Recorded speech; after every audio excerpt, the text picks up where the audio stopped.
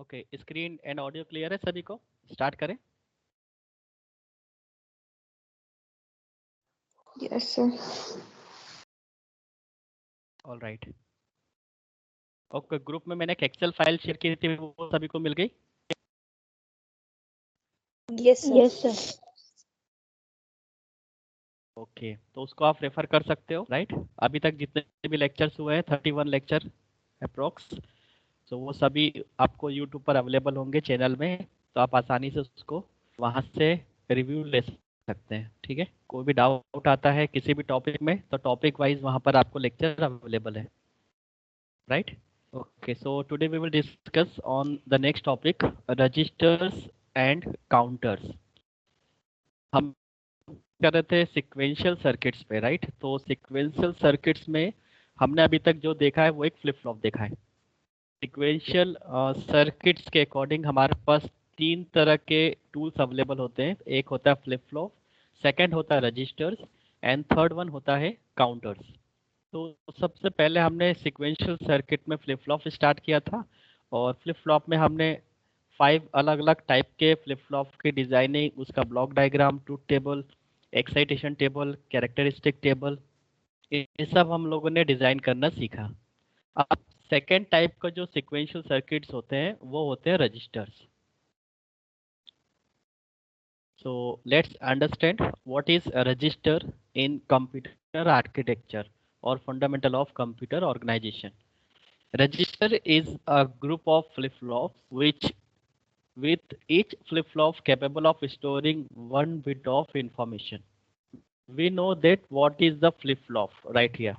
So flip-flop के यदि हम बात करें तो it is nothing, it is just a small transistor which capable to store one bit of information. यदि हमें एक बाइनरी इंफॉर्मेशन में एक सिंगल बिट अगर स्टोर करनी है तो हमें एक फ्लिप फ्लॉप की रिक्वायरमेंट होती है।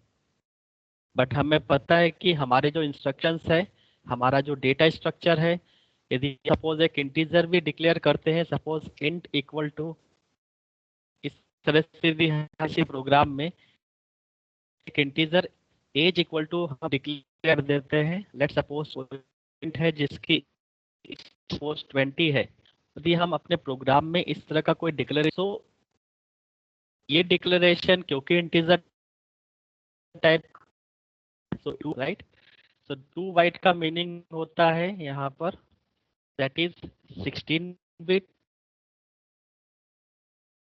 इसका मीनिंग क्लियर है कि इस इंफॉर्मेशन को कर में स्टोर करने के लिए मिनिमम 16 बिट का रजिस्टर रिक्वायर्ड होगा। अब फ्लिप फ्लॉप जो हमने स्टडी किया था वो तो केवल एक ही बिट को स्टोर करता है, तो फिर ये 16 बिट कैसे स्टोर होंगे? वाज द क्वेश्चन कि रजिस्टर का इन्वेंशन क्यों हुआ, रजिस्टर का डेवलपमेंट होना जरूरी क्यों था, राइट? सो इस तरह के किसी भी इंफॉर्मेशन को जो बाइनरी में कन्वर्ट होती है और प्रोसेसिंग होने के लिए सीपीयू रजिस्टर में जाती है, या सीपीयू ने प्रोसेस कर by using our internal register, उनके रजिस्टर की साइज है वो मल्टीपल बिट की होती है। तो फ्लिप फ्लॉप से ही रजिस्टर बने होते हैं। एक फ्लिप फ्लॉप अगर एक सिंगल बिट स्टोर करती है तो 16 बिट को स्टोर करने के लिए हमें मिनिमम 16 फ्लिप फ्लॉप यूज करने होंगे। इसी तरह से अगर 32 बिट ऑफ इंफॉर्मेशन हमें स्टोर करनी है, so we required 32 flip flop, right? तो हम इससे ये अंदाज लगा सकते हैं, एक आइडिया लगा सकते हैं कि सीपीयू अगर 16 बिट के रजिस्टर यूज कर रहा है अपने प्रोसेसिंग के लिए, मेमोरी से डेटा को लेकर अपने रजिस्टर में स्टोर करता है, प्रोसेसिंग करता है, उसके बाद वापस प्राइमरी मेमोरी सेंड करता है, तो उसको प्रोसेसिंग के लिए जो रजिस्टर यूज वो रजिस्टर 16 बिट के होंगे। इसका मतलब कि उनका जो कंस्टिट्यूएंट है, उनका जो कंसिस्टिंग है वो टोटल 16 फ्लिप फ्लॉप से मिलकर बना होगा।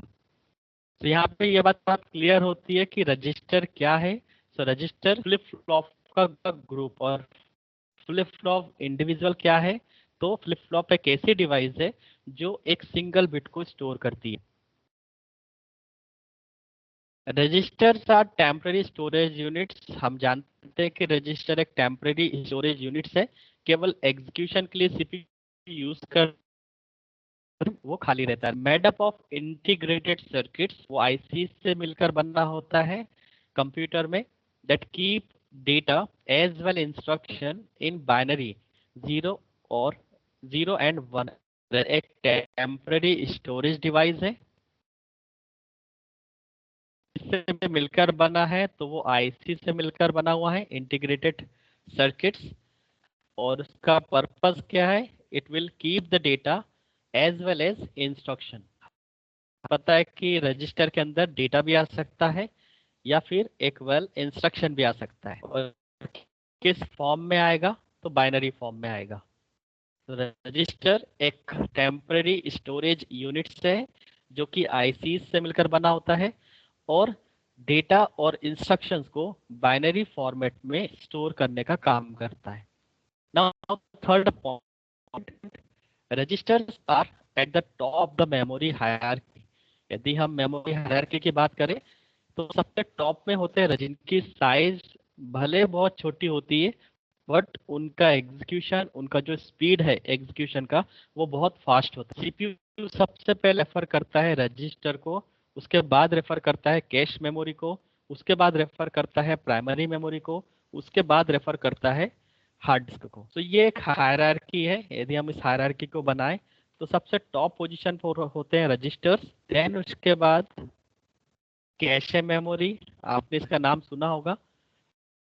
प्राइमरी मेमोरी का ही एक छोटा सा पोर्शन जो कैश मेमोरी के जैसे यूज होता है, जो कि बहुत फास्ट होती है और साइज में कम होती है, हार्डली 2 MB 4 MB 8 MB, इससे ज़्यादा कैश मेमोरी नहीं होती है। और इसमें वही डेटा और वही इंस्ट्रक्शन स्टोर किए जाते हैं जिनका फ्रिक्वेंटली यूज हो रहा है, राइट। तो इससे इसकी स्पीड भी काफ़ी फास्ट होती है, ये महंगी भी आती है, काफ़ी कॉस्टली आती है, राइट। और सीपीयू इससे डायरेक्टली कांटेक्ट में रहता है। इसके बाद यदि मेमोरी हायरार्की की बात करें तो memory, that means primary memory, और उसके बाद यदि हम बात करें तो secondary memory, that is our hard disk. This is the hierarchy of memory. Register सबसे फास्ट होते हैं स्पीड में, वेरी फास्ट, बट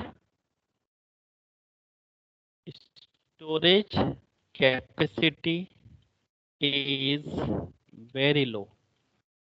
यदि हम स्टोरेज कैपेसिटी में देखें तो टॉप टू बॉटम यदि हम आते हैं तो स्टोरेज कैपेसिटी बढ़ती चली जाएगी। सबसे कम स्टोरेज कैपेसिटी होगी रजिस्टर की, then afterward cache memory will comes into the picture, it will store the greater amount of data as compared to register. Similarly, then primary memory comes into the picture, it will store the data greater as compared to the cache memory. Then the hard disk will comes into the picture. So based on the storage capacity, this hierarchy will continue.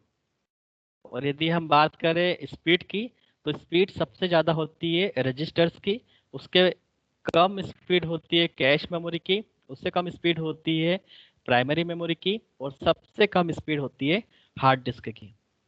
इसीलिए CPU अपने internal register को use करता है सबसे पहले किसी भी instruction को एग्जीक्यूट करने में।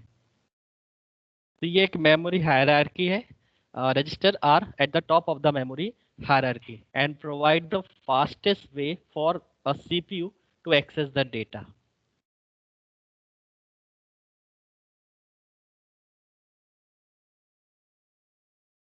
This is one kind of memory hierarchy.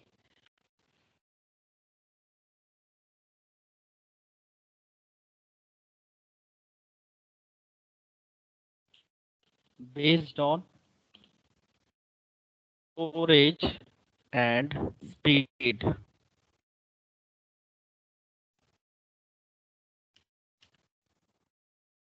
Now come to the next topic, classification of registers. ऐसे कितने रजिस्टर्स हैं जिनको सीपीयू यूज करता है अपने एग्जीक्यूशन के लिए, that we want to execute, that is we want to know. So first is accumulator register to store immediate arithmetic and logical result, right. अगर किसी भी प्रोग्राम के अंदर इंटरमीडिएट वे में कोई अर्थमेटिक या लॉजिकल ऑपरेशन का रिजल्ट जनरेट होता है, उसको स्टोर करने का काम करता है एक्यूमुलेटर। सीपीयू का इंटरनल रजिस्टर होता है और इसकी जो लेंथ होती है that is 16 bit. Second, general purpose registers. these register store data and intermediate result during the execution of the program। General purpose register में फोर अलग अलग टाइप के रजिस्टर्स होते हैं जिनको हम ABCD के नाम से जानते हैं। ये 4 जनरल पर्पस रजिस्टर है और एक्यूमुलेटर रजिस्टर,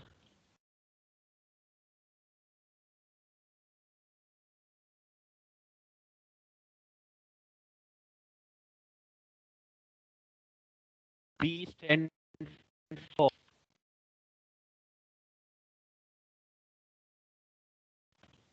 base register,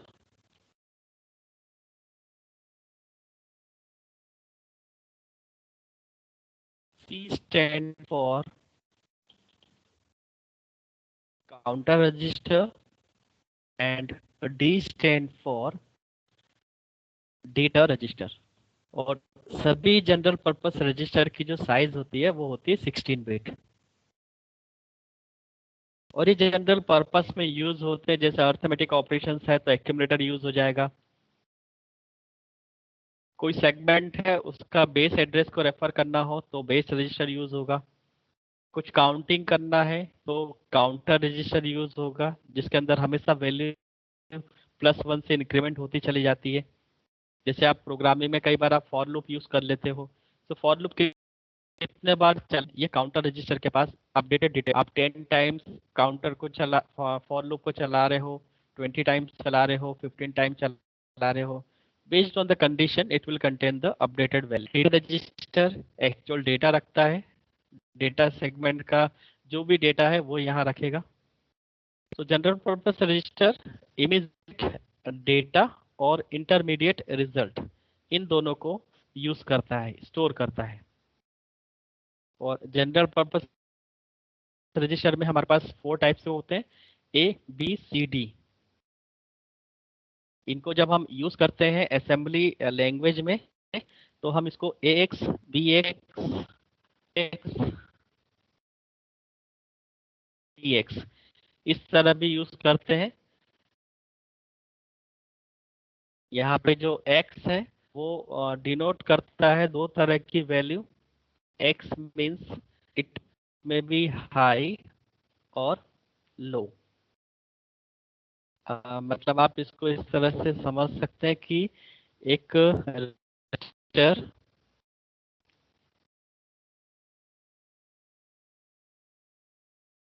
अगर ये 16 बिट का रजिस्टर है, स्टार्टिंग है इसकी 15 से, तो इसका mid point something let suppose यहाँ पर 8 होगा, यहाँ पर 7, इसको 0 सेट कर देते हैं। इस तरह के एक 16 का अगर रजिस्टर है तो इस रजिस्टर को हम 2 पार्ट में डिवाइड करते हैं।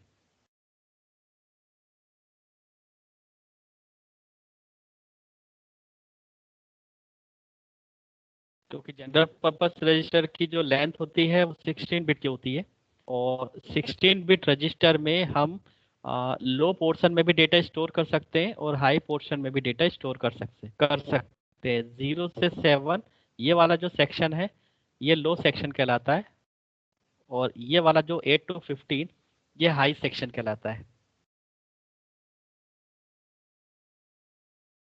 इसको हम high order bits of register, और इसे हम कहते हैं ऑर्डर बिट ऑफ रजिस्टर। यदि हमें कोई भी इंफॉर्मेशन या इंस्ट्रक्शन को या डेटा को रजिस्टर में हाई ऑर्डर पे सेट करना है तो हम यूज करते हैं AH।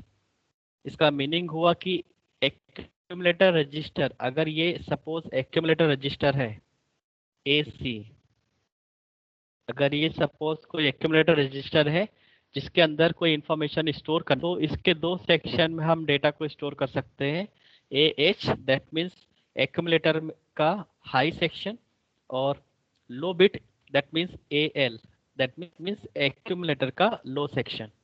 सो लो ऑर्डर बिट और हाई ऑर्डर बिट का मीनिंग यही होता है कि रजिस्टर को हम दो पार्ट में डिवाइड कर 0 से 7 8 बिट यहाँ पर स्टोर होगी और 8 to 15 8 बिट यहाँ पर स्टोर होगी। और अगर यदि हमें पूरा रजिस्टर यूज करना है तो हम लोग यूज करते हैं असेंबली में डायरेक्टली AX।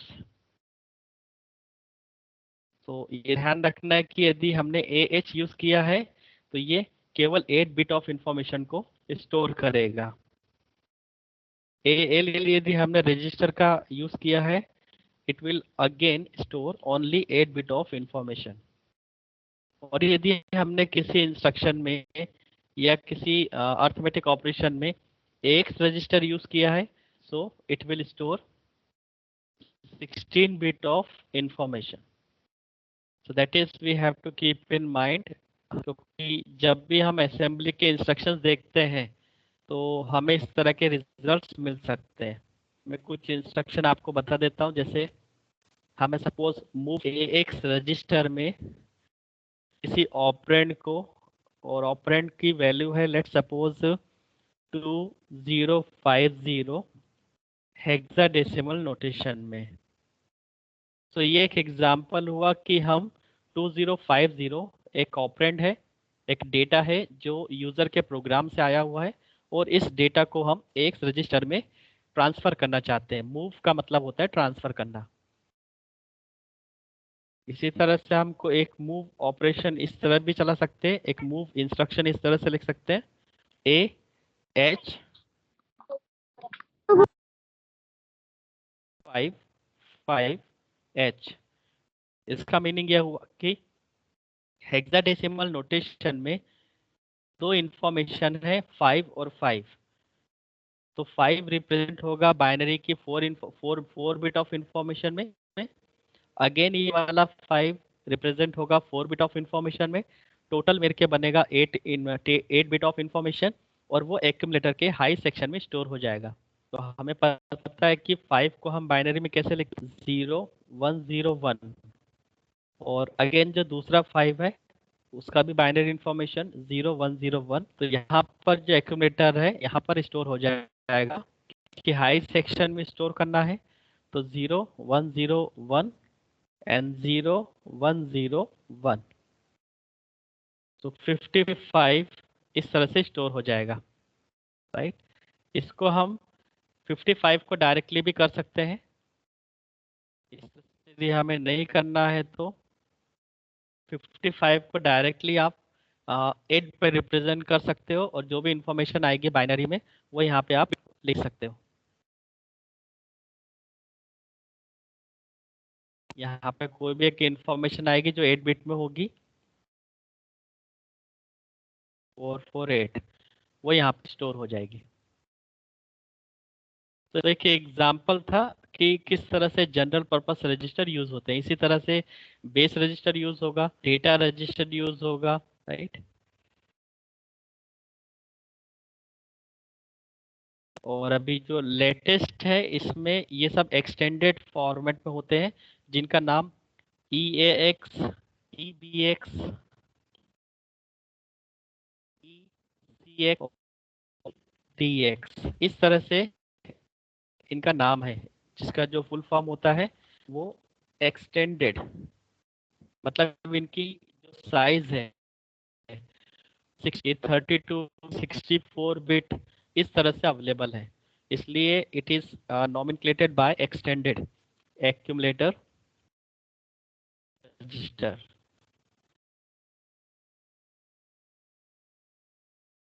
तो पहले जो हम जिसका आर्किटेक्चर पढ़ रहे थे वो 8086 होता है। 8086 माइक्रो प्रोसेसर में जो रजिस्टर के जो सेट है उनको हम डिनोट करते हैं X D X C X D x.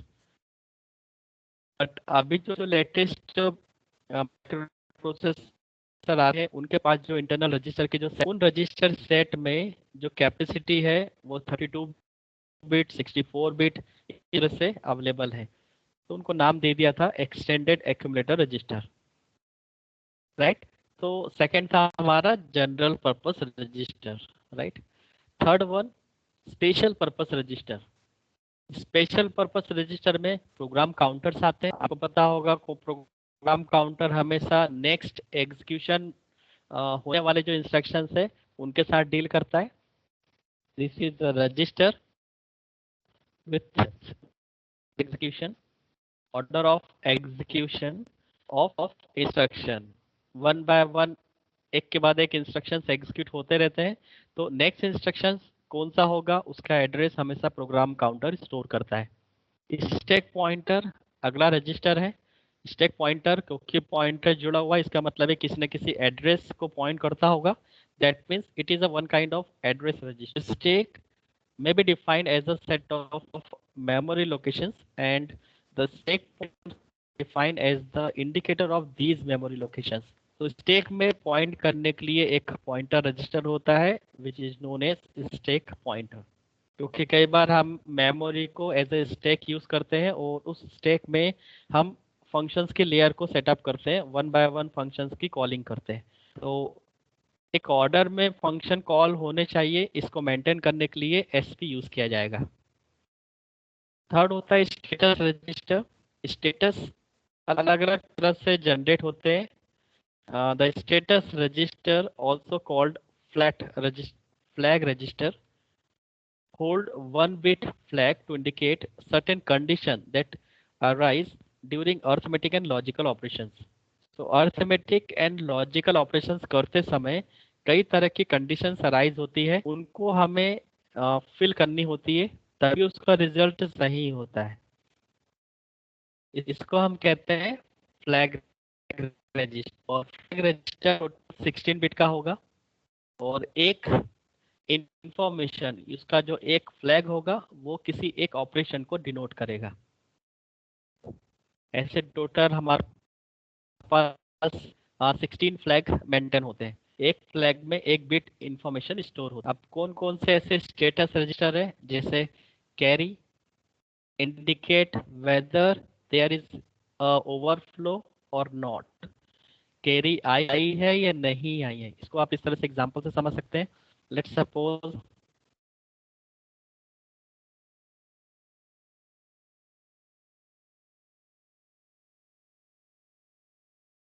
Carry flag किस तरह से काम करता है, तो उसके लिए हम एक ऑपरेशन ले लेते हैं, कोई भी अर्थमेटिक ऑपरेशन। सपोज हमें 1011 इस बाइनरी इंफॉर्मेशन को हमें ऐड करना है इसके साथ, राइट। तो 1011 और 1000, यदि हम इसको डेसिमल में देखें तो 1248, 8 + 2 10 + 1 11 है और सेकंड वाला 8 है। दोनों जब ऐड होते हैं तो इसका आंसर आएगा अप्रोक्स 19। अब 19 का जो आंसर होगा वो 4 बिट पे रिप्रेजेंट नहीं होगा। तो लेट्स डू, इसको हम करके देखते हैं। 1 और 0 इन इसका जब एडिशन होगा तो आंसर होगा 1 + 0, आंसर होगा 1। 0 + 0 आंसर होगा 0। 1 + 1 आंसर होगा 0 और कैरी फॉरवर्ड हो गया 1, राइट। अब ये जो एक्स्ट्रा बिट है इसको हम कहते हैं सी। ये है एक सी बिट जिसको हम नाम देते हैं कैरी और इस में सेट हो जाता है 1 क्योंकि यहाँ पर 4 बिट रजिस्टर है। 4 बिट रजिस्टर में 4 bit of information he store हो पाएगी। ये 4 बिट रजिस्टर है, ये 4 बिट रजिस्टर है, तो आंसर भी 4 बिट रजिस्टर में ही यूज होगा। तो एक्स्ट्रा बिट है ये जो कैरी बिट है इसको हमने सेपरेटली मेंटेन किया। सेपरेटली ये कहाँ पर मेंटेन होगा ये क्वेश्चन होगा एक, राइट। तो एक टोटल फ्लैग रजिस्टर यूज होता है, इसको हम नाम देते हैं फ्लैग रजिस्टर। और इस फ्लैग रजिस्टर में मल्टीपल स्लॉट्स होते हैं, अप्रोक्स 16, ताकि अलग अलग लॉजिकल्स एंड अर्थमेटिक ऑपरेशंस जब परफॉर्म होते हैं और उस ऑपरेशंस में कुछ ना कुछ फ्लैग वैल्यू जनरेट हो सकती है। 1 2 3 4 5 6 7 8 9 10 11 12 13 14 15 16, इस तरह से टोटल 16 बिट का हमारे पास एक फ्लैग रजिस्टर होगा। लास्ट इंडेक्सिंग होगी 15 और स्टार्टिंग इंडेक्स होगा 0, राइट। तो इसमें से कोई ना कोई एक फ्लैग होगा जिसको हम नाम दे रहे हैं कैरी फ्लैग। तो लेट्स सपोज इस लोकेशन पर एक फ्लैग रजिस्टर की वैल्यू है, उसको नाम दिया हमने कैरी, कैरी फ्लैग बिट। सो इस तरह का कोई भी अरिथमेटिक ऑपरेशन अगर परफॉर्म होता है, जैसे आपने ये परफॉर्म किया, तो इस ऑपरेशन में कोई कैरी रिमेनिंग आई, तो ये कैरी यहाँ पे मेंटेन नहीं हो सकती, क्योंकि 4 रजिस्टर की जो साइज है उसमें 4 bit of information he store हो पाएगी, बट यहाँ पर जो रिजल्ट है वो 5 बिट में है। तो जो एक्स्ट्रा बिट है वो यहाँ पे आके सेट होती है। तो कैरी फ्लैग में 1 आएगा और बाकी जो इंफॉर्मेशन है 0010 ये यहाँ पर आएगी। तो आपके अर्थमेटिक आउटपुट होता है 0011 और इसका जो कैरी होगा वो होगा 1। और जब इसको फाइनल कैलकुलेट किया जाएगा तो कैरी फ्लैग से इंफॉर्मेशन को रिट्रीव किया जाएगा 1, और आपका जो आउटपुट है 001 तभी जनरेट करेगा एक सही आंसर जिसका मीनिंग होगा 19।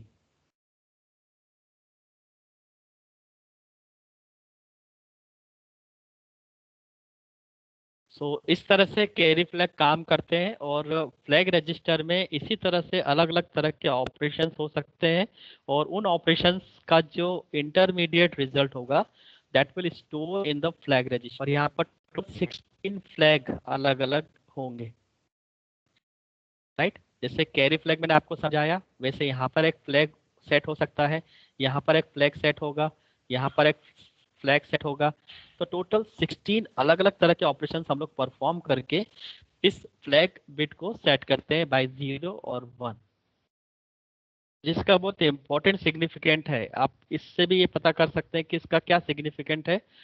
तो इसका सिग्निफिकेंस यहाँ से पता चलता है कि अगर हम कैरी फ्लैग से ये 1 को नहीं लेते हैं या इसको स्किप कर देते हैं तो हमारा आंसर कितना होगा। हमारा आंसर कितना होगा, ओनली 3, जबकि एक्चुअल आंसर आना चाहिए था 19। तो फ्लैग रजिस्टर की हर एक बिट बहुत इंपॉर्टेंट है, बहुत उसका सिग्निफिकेंस होता है। इसी तरह से दूसरा फ्लैग होता है 0। सो 0 that means indicates weather the result is 0 और नॉन 0, राइट। आपको पता होगा जब हम दो स्ट्रिंग को कंपैरिजन करते हैं, while doing comparisons of two strings, whether they are equal or not, तो इसका लॉजिक क्या होता है। सी में आपने कई बार प्रोग्राम बनाए होंगे कि आप प्रोग्राम से दो स्ट्रिंग लेते हैं। Let suppose Ram is Shyam. क्या दोनों स्ट्रिंग एक, इसका जो रिजल्ट होता है वो रिजल्ट होता है 0।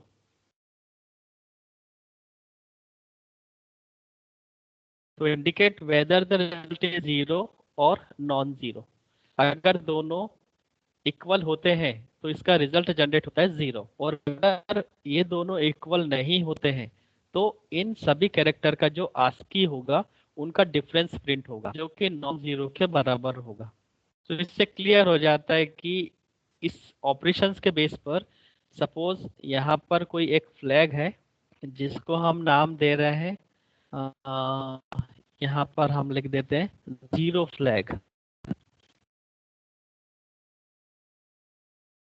तो लेट सपोज इसकी कोई लोकेशन है, यहाँ पर सपोज 0 फ्लैग है, 0 1 2 3 4 5 6 6 लोकेशन पर सपोज जीरो फ्लैग है, तो जीरो फ्लैग की वैल्यू क्या सेट होती है? जीरो फ्लैग की वैल्यू हमेशा नॉन जीरो आएगी, मतलब हमेशा नहीं, डिपेंडिंग की ऑपरेशंस क्या है। जैसे राम इक्वल टू श्याम आपने लिखा है, तो ये दोनों स्ट्रिंग इक्वल नहीं है, right.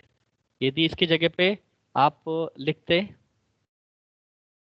Ram equal to Ram, तो यहाँ पर जो हर एक कैरेक्टर का आस्की का जो डिफरेंस है, आर आर यहाँ पे इक्वल होगा, आर की आस्की और राइट हैंड साइड पर जो स्ट्रिंग है उसमें आर की जो आस्की होगी, इन दोनों का डिफरेंस जीरो आएगा। ए और ए का डिफरेंस जीरो आएगा, एम और एम की आस्की वैल्यू का डिफरेंस जीरो आएगा। ओवरऑल इसका जो डिफरेंस है वो जीरो आएगा। तो इस केस में जीरो फ्लैग में यहाँ पे सेट हो जाएगा जीरो।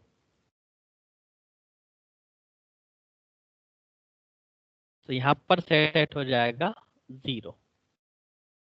तो सीपीयू हमेशा फ्लैग रजिस्टर में इन फ्लैग को वेरीफाई करता है कि ऑपरेशन किस तरह का हुआ है और इसका रिजल्ट क्या है। तो यदि फ्लैग रजिस्टर में, सॉरी, जीरो फ्लैग रजिस्टर में जीरो फ्लैग वाली जो बिट है अगर जीरो है, तो उसे क्लियर हो जाता है कि जो दो स्ट्रिंग आपस में कंपैरिजन के लिए आई थी प्रोग्रामिंग में, वो दोनों स्ट्रिंग इक्वल हैं। तो सीधे कंसोल पर मैसेज जाएगा, both strings are equal.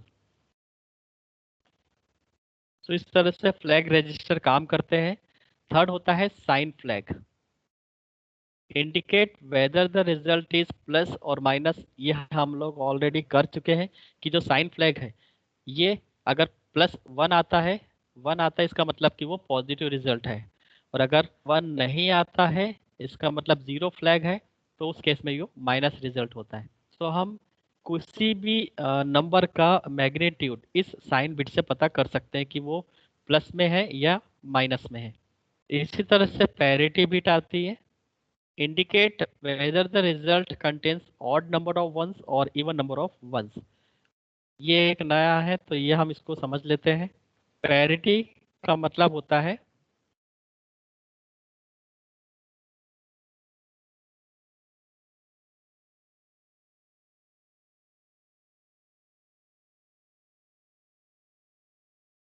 Parity flag कब सेट होगा।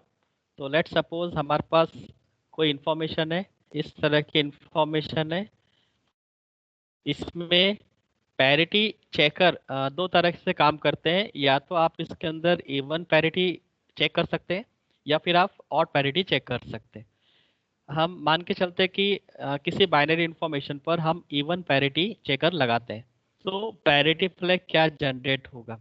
तो आपको इसमें कुछ नहीं करना होता है, केवल इस बाइनरी इंफॉर्मेशन में total number of one count करने हैं, total number of one count करने हैं, राइट। अब क्योंकि हम लोग इवन पैरिटी पे काम कर रहे हैं, तो इवन पैरिटी के बेस पर रिजल्ट आना चाहिए। तो इस पे आप काउंट करिए वन कितने हैं। सो 1 2 3 and 4, total number of one कितने हैं? फोर। फोर यहाँ पर एक इवन है, फोर जो नंबर है वो इवन है, तो इवन नंबर के केस में पैरिटी जनरेट होती है जीरो। और अगर ऑड होता तो, ऑड होता है तो पैरिटी बनती है वन, और इवन होता है तो पैरिटी बनती है जीरो। तो किसी भी बाइनरी इंफॉर्मेशन में आपको केवल total number of one count करने होते हैं। If it is even, then parity generated parity is zero, and if it is odd then the parity value will be 1। तो इस इंफॉर्मेशन के बेस पर हमारे पास total number of ones four है। फोर के केस में फोर एक इवन नंबर है, इवन नंबर के केस में पैरिटी जनरेट होगी जीरो, और ये जीरो सेट हो जाएगा एक पैरिटी के अंदर। लेट सपोज कि यहाँ पर कोई पैरिटी फ्लैग होगा जिसका कोई इंडेक्स नंबर होगा, हम मान के चलते ये है वो पैरिटी फ्लैग। तो हमारे केस में यहाँ पे जीरो जनरेट हुआ है, तो ये जीरो हो गया। तो अलग अलग वैल्यू पर अलग अलग पैरिटी जनरेट हो सकती है। यदि हम इस तरह की इंफॉर्मेशन ले लें और हम पूछे कि इसके लिए पैरिटी क्या है, तो 1 2 3 4 5 6 7 8, यहाँ पर भी टोटल नंबर ऑफ 1 8 है, दैट मीन्स इवन है तो पैरिटी यहाँ पे सेट हो जाएगी 0। तो हर एक अलग अलग ऑपरेशंस के लिए जो फ्लैग रजिस्टर्स है उसमें पैरिटी फ्लैग की बिट 0 या 1 सेट हो सकती है। तो ये होता है पैरिटी फ्लैग। ये इंडिकेट करता है कि इसका जो रिजल्ट है दैट मीन्स उसने ऑड नंबर ऑफ वंस रखे हैं या इवन नंबर ऑफ वंस रखे हैं। नेक्स्ट होता है इंस्ट्रक्शन रजिस्टर।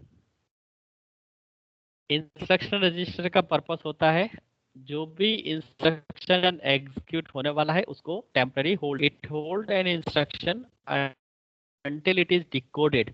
जब तक कि वो डिकोडेड ना हो जाए that is it stores the instructions currently being executed। Next होता है index register. Index register are use for addressing, हमेशा पॉइंटिंग करने के लिए यूज किया जाता है index register. Memory address register, इस पर हम बात कर चुके हैं। एड्रेस को स्टोर करना है मेमोरी में, किसी भी लोकेशन से अगर कोई डेटा फेच करना है, इंस्ट्रक्शन फेच करना है तो उसके एड्रेस को स्टोर करता है MAR। और अगर डेटा को फेच करना है तो यूज करेंगे हम MBR।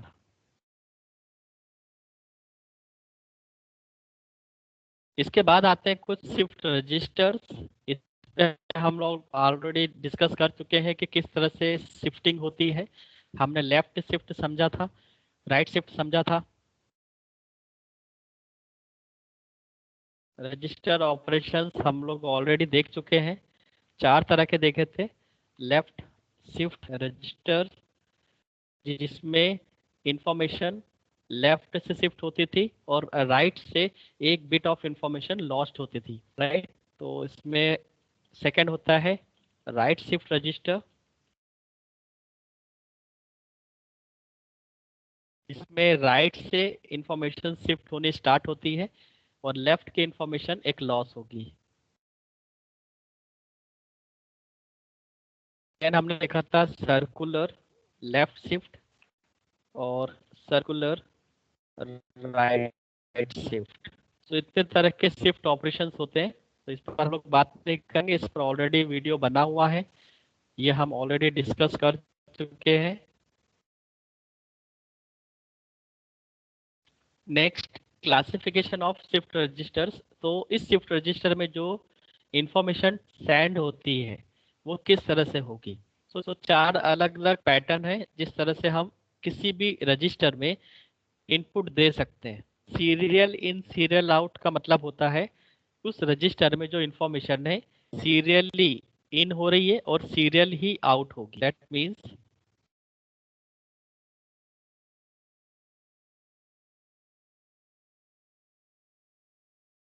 अगर ये कोई रजिस्टर है, इसका जो पैटर्न है वो है SISO, serial in serial out. इस पैटर्न पर कोई रजिस्टर काम करता है तो सीरियल वे में इनपुट होगा और सीरियल वे में ही आउटपुट जनरेट होगा। यहाँ पे सीरियल का मीनिंग है 1 bye 1, serial and serial.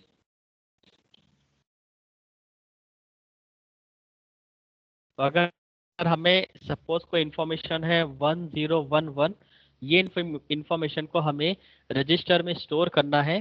So 4 information है, हमें रिक्वायर्ड होगी 4 क्लॉक पल्स।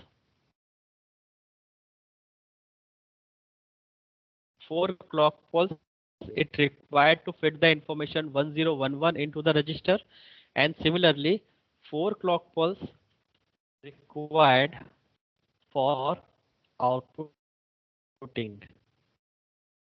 एक क्लॉक पल्स से एक इंफॉर्मेशन रजिस्टर में शिफ्ट होगी, इसी तरह से 4 इंफॉर्मेशन है, so we required 4 clock, and similarly for outputting we required 4 clock pulse। So this is what serial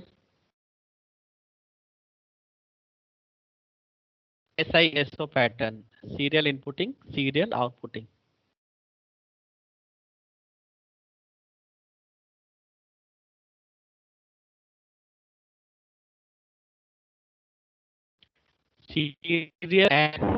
serial input parallel output. अब यहाँ पर थोड़ा चेंज है, इसका पैटर्न बदल जाएगा। सीरियल इनपुट पैरेलल आउटपुट, इसका मीनिंग ये हुआ कि इनपुटिंग तो सीरियल होगी। इसका मतलब अगर 1011 इंफॉर्मेशन है जो हमें रजिस्टर में स्टोर करना है तो इसके लिए 4 क्लॉक पल्स रिक्वायर्ड होगी। बट यहाँ पे पैरेलल आउटपुट है, तो पैरेलल आउटपुट को हम हमेशा डिनोट करने का जो तरीका होगा वो इस तरह से होगा, यहाँ से इंफॉर्मेशन रिलीज होगी, ये कहलाता है पैरेलल आउटपुट।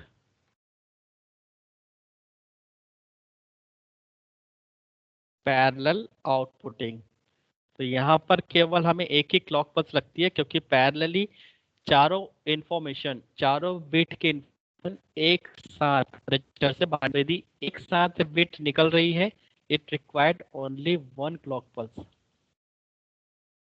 ये ध्यान रखना होता है, पैरेलल में हमेशा एक ही क्लॉक पल्स लगती है और सीरियल में डिपेंड करता है कितनी बिट की इंफॉर्मेशन आप रजिस्टर में स्टोर करने जा रहे हो। So this is called serial in parallel out.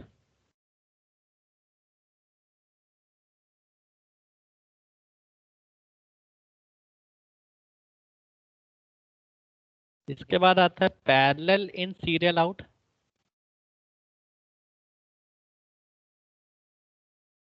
Parallel in serial out next type का रजिस्टर है, ये भी शिफ्ट रजिस्टर है। यहाँ पे पैरेलल इनपुटिंग होगी।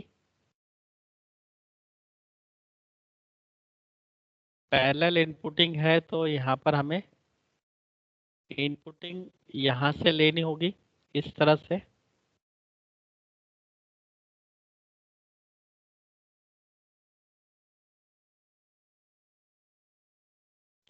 पैरेलल इनपुटिंग, और जो भी इंफॉर्मेशन है आप वहाँ पे एंटर करवा सकते हैं। ये पोर्शन यहाँ से हट जाएगा, क्लॉक पल्स भी हमें 4 नहीं लगेगी। तो पैरेलल इनपुटिंग में अगर हमारे पास लेट सपोज इंफॉर्मेशन है 1000, ये 4 बिट की इंफॉर्मेशन है जिसको हमें पैरेलल इनपुटिंग करनी है, तो रजिस्टर में एक ही क्लॉक पल्स रिक्वायर्ड होगी, ओनली 1 क्लॉक पल्स रिक्वायर्ड। और सीरियल आउटपुट है, इसका मतलब ये हुआ कि यहाँ से ये चीज हट जाएगी इस तरह से, और इसका आउटपुट होगा यहाँ से बाहर। तो ये कहलाएगा सीरियल आउटपुटिंग। और इसमें हमें 4 इंफॉर्मेशन है, सो 4 क्लॉक पल्स रिक्वायर्ड होगी। So parallel in serial out, ये इसका एक एग्जांपल है।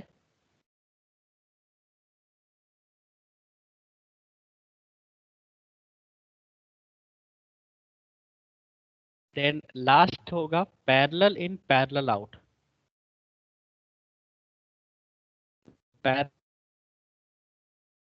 में इनपुटिंग भी पैरेलल होगी और आउटपुटिंग भी, दोनों के लिए एक एक क्लॉक पल्स, चाहे कितनी बिट की इंफॉर्मेशन हो it will require only 1 clock pulse to enter entire bit into the register, and this is output line.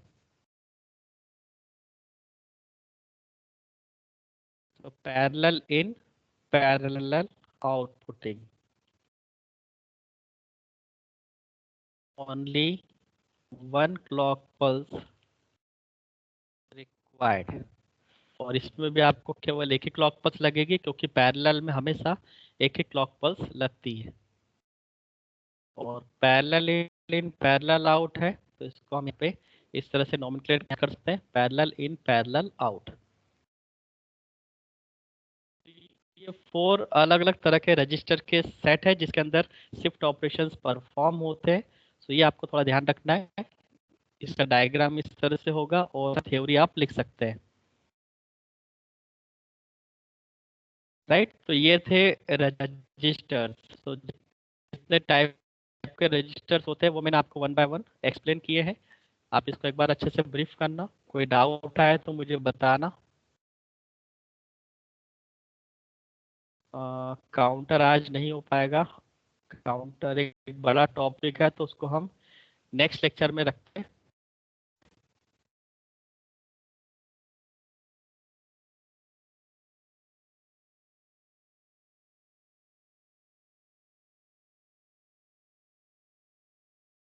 यहाँ तक अगर किसी को डाउट हो तो पूछो।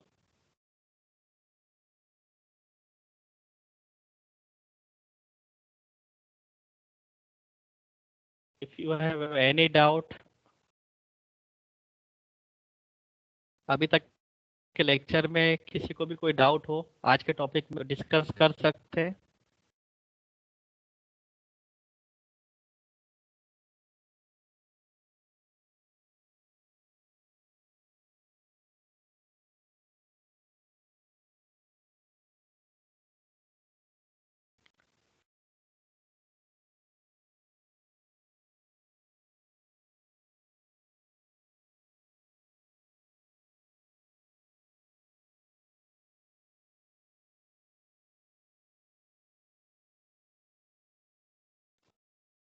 ओके, किसी को डाउट नहीं है, सो नेक्स्ट लेक्चर में हम लोग मिलते हैं और सीखते हैं काउंटर कैसे डिजाइन होता है। आप जो प्रोग्रामिंग में फॉर लूप यूज करते हो तो फॉर लूप का इंटरनल कैलकुलेशन किस तरह से होगा वो आपको जानने को मिलेगा। उसके लिए क्या सर्किटरी है, किस तरह से फ्लिप फ्लॉप के कॉम्बिनेशन से एक काउंटर बनाया जाता है, तो वो आपको नेक्स्ट लेक्चर में क्लियर होगा। We will meet in the next lecture with the next topic, counters. Thank you so much.